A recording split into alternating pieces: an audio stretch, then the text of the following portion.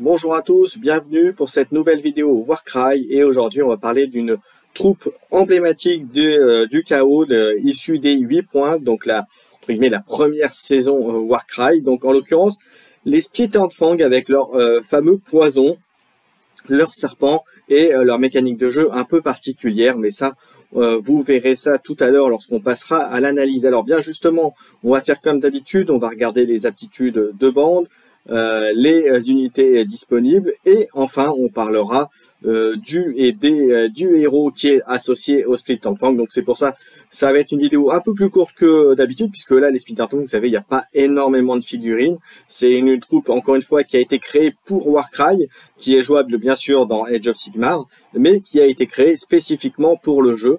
Donc on va voir exactement ce que ça a changé, ce qu'il y a eu par rapport à la V2.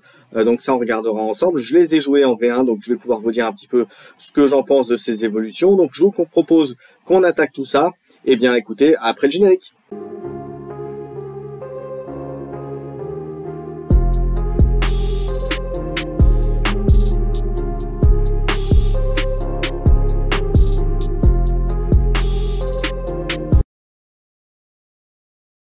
Allez, parlons poison et parlons Splittered Fang, puisque c'est leur mécanique de pouvoir vous attaquer avec le poison, et on va regarder tout de suite ce que ça donne. Alors, on va parler tout de suite de la réaction, donc c'est quelque chose qui n'existait pas en V1, donc Vicious Riposte, riposte vicieuse. Un guerrier peut utiliser cette réaction après qu'elles aient été ciblées par une attaque de mêlée, avant que les touches soient faites. Pour chaque jet de 1 ou 2 de l'attaque action, vous infligez 2 dommages au guerrier attaquant. Alors ça peut être très fort, sous réserve que vous ayez utilisé cette capacité, puisque elle s'est fait avant que les jets soient faits. Donc concrètement, vous allez plutôt l'utiliser si votre adversaire va au moins lancer 3-4 dés pour, allez, on va dire, optimiser les chances qu'il y ait au moins un des dés qui fasse au moins un petit peu de dommages. Ensuite, on va passer à la capacité générique. Il y en a deux d'ailleurs, un double et un quad qu'on verra tout à l'heure. La capacité générique de la bande, donc attaque empoisonnée jusqu'à la fin de l'activation de ce guerrier. La force des caractéristiques d'attaque de ce guerrier sont considérées comme étant supérieures à la capacité de défense de l'adversaire. Alors ça, c'est une capacité qui est très forte, bien sûr conditionnée et situationnel aussi par rapport à la bande que vous avez en face, mais clairement, vous voyez, ce type d'attitude, vous mettez un Stormcast devant, le Stormcast, il a beau avoir une bonne armure, et bien vous êtes considéré comme étant au-dessus de lui, donc concrètement, et bien vous êtes sûr de pouvoir attaquer sur du 3+, donc ça va être très très fort, voilà, à condition bien sûr d'avoir des attaques qui fassent suffisamment mal pour pouvoir justifier tout ça, mais juste pour un double, c'est quand même assez costaud et assez balèze, on va dire, parce qu'en fait, vous ignorez finalement la défense de votre adversaire et vous êtes sûr que, voilà, vous allez optimiser vos chances de toucher et vos chances de faire des dommages à votre adversaire. Ensuite, on passe à la première capacité double qui est utilisable par votre leader, justement, le Trueblood, entre autres. Vous avez l'Instinct Net, donc le filet. Vous choisissez un ennemi guerrier qui se trouve à 3 de ce guerrier jusqu'à la fin de ce round de bataille. Ce guerrier ennemi ne peut pas faire d'action de mouvement ou de désengagement. Donc voilà, vous voulez bloquer un personnage, une figurine adverse, c'est très fort. Donc petit conseil, utilisez-la plutôt sur des figurines fortes de votre adversaire pour le bloquer. Voilà, il va, voilà, plutôt qu'il aille embêter d'autres figurines de votre bande, boum, vous le bloquez. Vous dites, toi tu restes là. Alors bien sûr, c'est moins intéressant sur des figurines adverses qui auraient des capacités de tir, mais sur une figurine qui ne fait que du combat corps à corps, eh bien à 3, boum, vous le bloquez. Alors c'est pour ça aussi que dans toutes mes vidéos que vous avez vues dernièrement, je vous dis que je préfère des combattants qui peuvent taper à 2, parce que justement pour limiter cette possibilité-là, ce genre de choses, de blocage, je vous donne quand même une action à 2, ça permet quand même d'optimiser, de faire entre guillemets une petite bulle autour de votre guerrier et vous donner une chance de ne pas le rendre complètement inutile. Voilà. Voilà pour le double du filet. Deuxième capacité, un double avec la capacité type bouclier, on va dire ça. Donc le bouclier, justement, le bouclier accro. Voilà, vous choisissez un guerrier ennemi visible au corps à corps, donc un de ce guerrier, vous lancez un dé. Sur un 3+, vous lui faites 3 points de dommage. Pour un double, c'est très bien. Vous faites 3 dommages à l'adversaire. Il vous manque un petit truc pour le tuer. Eh bien, faites un double pour lui faire, pour essayer de lui faire les 3 points, puisque c'est quand même sur du 3+. Donc c'est 2 chances sur 3 de lui faire 3 points de dommage. C'est quand même pas rien. Et pour un double, c'est quand même intéressant. Ensuite, on enchaîne avec le triple, le charmeur de serpent. Avec le serpent de couleur, on va vérifier quand même que ça correspond bien aux figurines, mais logiquement c'est ça. Vous ciblez un guerrier ennemi qui a le trademark bête, donc vous allez voir les serpents justement, et qui se trouve à 4 de ce guerrier. Ce guerrier fait une action d'attaque bonus. C'est pas mal, maintenant ça reste un triple, donc il faut vraiment que ce soit intéressant en termes d'attaque. Donc on verra les statistiques de ce que peut faire la figurine. Mais il en point, si on prend l'attaque empoisonnée par exemple, qui permettrait d'optimiser les touches, ça peut être un bon double, parce que là vous donnez avec votre serpent de couleur, vous donnez une attaque supplémentaire au guerrier à côté, mais rien ne vous empêche de faire en sorte que cette bête, donc là en l'occurrence le serpent, bénéficie d'un double de poison attaque si vous, bien sûr, vous l'avez de disponible. Donc ça permet d'optimiser et de potentiellement faire très mal à votre adversaire. Ensuite, on passe au deuxième triple, Relentless, assaut infini, enfin sans fin, on va dire. Un guerrier peut utiliser cette capacité sur un guerrier ennemi qui a été éliminé lors de cette activation. Ce guerrier peut faire une action bonus de mouvement et peut également faire une action attaque. C'est un triple, donc ça coûte cher, très situationnel, mais quand même très fort, puisque vous allez voir les figurines de cette bande sont quand même assez mobiles, donc ça permet de vite se repositionner, de remettre une figurine dans le champ de bataille, et pourquoi pas de faire, voilà, vous tuez une figurine qui est très, très affaiblie, vous utilisez le triple, boum, il fait une action de mouvement, une attaque, et puis s'il reste encore une action, non, en l'occurrence non, puisqu'il faut qu'il ait déjà tué, donc vous faites votre attaque, vous utilisez le triple, vous faites votre mouvement, l'attaque bonus, et si jamais ça suffisait pas, vous faites votre deuxième activation, là par contre c'est bon, et vous pouvez effectivement achever votre adversaire. Et enfin, on termine avec le quad, qui est la capacité ultime des Splintered Fang. Paralysing Venom, venin paralysant jusqu'à la fin de l'activation de ce guerrier. Vous ajoutez la valeur de cette aptitude au dommage alloué au guerrier ennemi pour chaque critique faite par ce guerrier. Et en plus, à la fin de l'activation de ce guerrier, après chaque attaque faite par ce guerrier, vous faites un dé sur un dé de 5 ou plus jusqu'à la fin de ce round de bataille. Le guerrier ciblé ne peut pas faire d'action de mouvement ou de désengagement. Donc ça, c'est très très fort. Vous faites des dommages en plus sur les critiques, mais en plus, vous avez une capacité de le bloquer, un peu comme le filet tout à l'heure. Voilà, donc c'est plutôt très fort. Alors après, c'est un quad, donc il faut quand même réussir à le faire. Mais ça reste quand même pas rien du tout. Allez, on va continuer avec la bande en elle-même. On va continuer avec le leader. Alors, je disais tout à l'heure le Trublot, donc c'est exactement ça. 170 points, il se déplace à 4, 4 d'armure, 20 points de vie. Attention, les points de vie, pas très très fort, mais en revanche, il peut taper à 2. Un des avantages que je disais, de pouvoir taper sans forcément être engagé par son adversaire.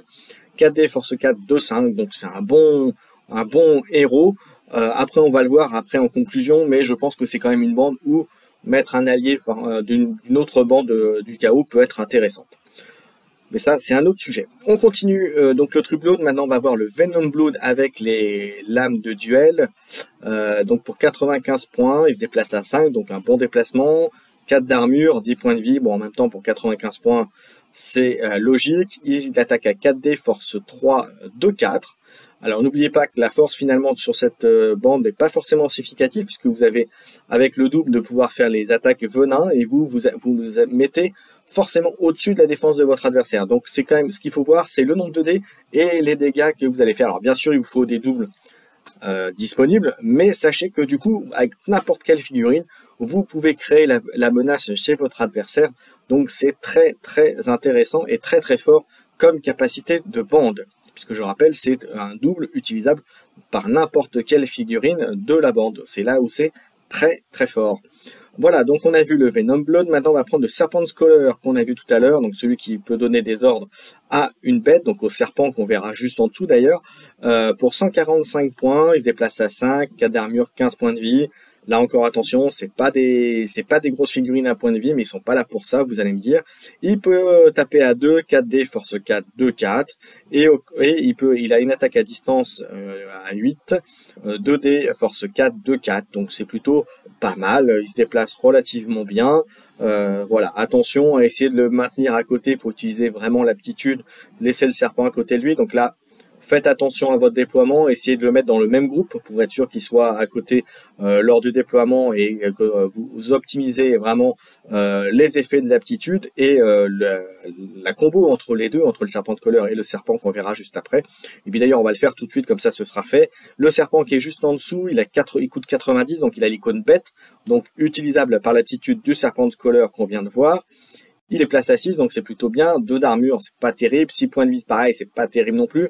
Mais là, clairement, il faut le faire. Il faut attaquer avec lui et puis utiliser l'aptitude du serpent de scolaire derrière pour vraiment faire très mal. Et parce que surtout, c'est 5D, force 3, 1, 4.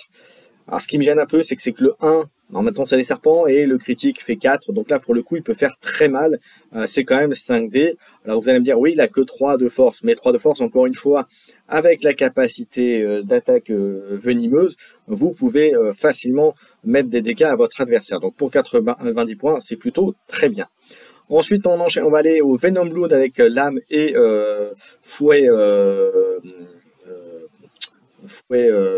voilà, vous avez compris, le Barbed Whip, 95 points, il attaque au corps à corps avec au corps à corps à 1, donc juste au corps à corps, 3D force 3, 2, 4, il se déplace à 5, 4 d'armure, 10 points de vie, comme le camarade Venom Blood qui était au-dessus, et l'intérêt de cette figurine, c'est que pour le même coup, il peut aussi taper à 3, 4D force 3, 1, 4, là, pour le coup, pour les deux, pour la possibilité qu'il a de pouvoir taper à 3, je préfère cette figurine à la figurine qui était au-dessus.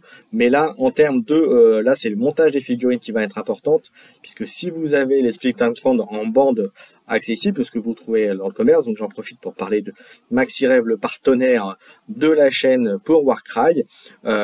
S'il y en a de disponibles et s'il y a possibilité d'en récupérer, eh bien sachez que c'est une question de montage au niveau des figurines. Il y a souvent, comme vous savez chez Games, souvent des choix de montage au niveau figurines, et les Venom Blood en font partie si j'ai bonne mémoire.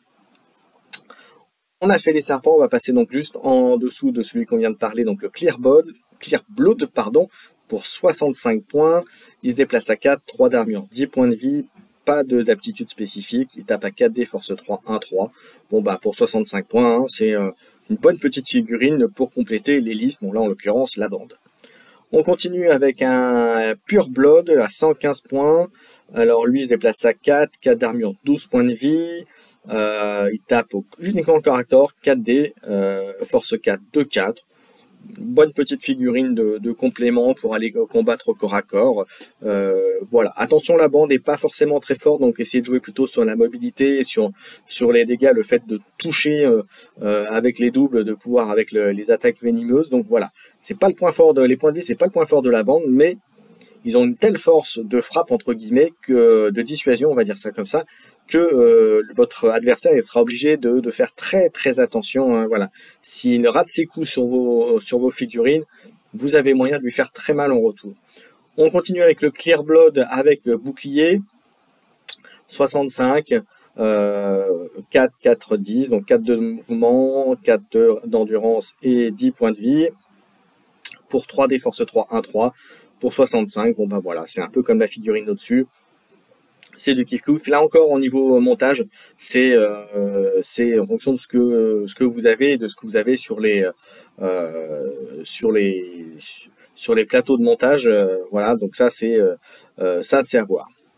Ensuite, on continue avec le Venom Blood avec le Barbed Whip. Hein. Décidément, j'arriverai pas à trouver un nom en français. Hein. Je connais la traduction, mais je la retrouve pas. Alors, c'est une figurine qui coûte 105, 4 de déplacement, 5 d'armure, 10 points de vie, donc une bonne résistance quand même. Il peut taper à 3, 4D, force 4, 1, 4. Là encore, ce qui me gêne, c'est que ce soit que le critique qui soit vraiment fort. Maintenant, ça reste quand même du 4D, de pouvoir avec les attaques de venin, de pouvoir faire très mal à votre adversaire. Et enfin, on termine cette bande avec le Venom Blood avec épieu et bouclier. Donc il se déplace à 4, il a 5 d'armure, 10 points de vie, il a encore une bonne figurine qui résiste. Il peut taper à 2, c'est très bien. 3D, force 4. 3D force 4, 2, 4. Donc voilà, si j'avais un choix, je le prendrais plutôt celui-là, même s'il y a un dé en moins, mais au moins vous avez le 2 qui est sûr de, voilà, de faire au lieu, voilà. Si vous faites un dé, une touche, vous allez faire mieux qu'une touche de l'autre. Maintenant, si c'est des critiques, eh bien, dans les deux cas, vous allez faire pareil. Et donc, autant optimiser les dégâts et partir sur celui qui peut taper à 2. Voilà, à mon sens, voilà, voilà. Si vous avez des choix de montage, eh bien, je prendrais plutôt le Spear and Shield, l'épieu et bouclier, que celui qui est juste au-dessus. Et puis, pour les Clear Blood, ben, je préférerais celui avec... là pour le coup sans le bouclier, puisque là pour le coup pour l'intérêt, avoir un dé de plus sera plus intéressant que un dé de moins, sauf que l'autre a l'aptitude du bouclier qui peut aussi être pratique. Voilà, j'en ai terminé avec la bande, puisque je crois qu'on a voilà, puisqu'on passe après au Sion of Flame, donc ça ce sera l'objet d'une autre vidéo. Voilà, j'en ai terminé avec les Splint and Thorn. Donc vous voyez, au niveau constitution de la bande, ça dépendra de ce que vous avez décidé de monter en figurine. Donc là, c'est libre à vous. Sachez que néanmoins, de mémoire, vous avez le Serpent Scholar, le Trueblood, les serpents qui vont être fixes. Et le reste, vous allez monter à 8-9 figurines, si je ne me trompe pas, sur le plateau. Voilà, j'espère que cette vidéo vous sera utile. N'hésitez pas à commenter, à liker, à vous abonner à la chaîne. C'est important pour le référencement justement du contenu Warcry, pour que les gens qui puissent se trouver ce contenu Warcry le trouvent facilement. Donc n'hésitez pas, c'est important. Un petit pouce bien entendu. Et puis on se retrouve très bientôt pour d'autres vidéos Warcry. Ciao ciao.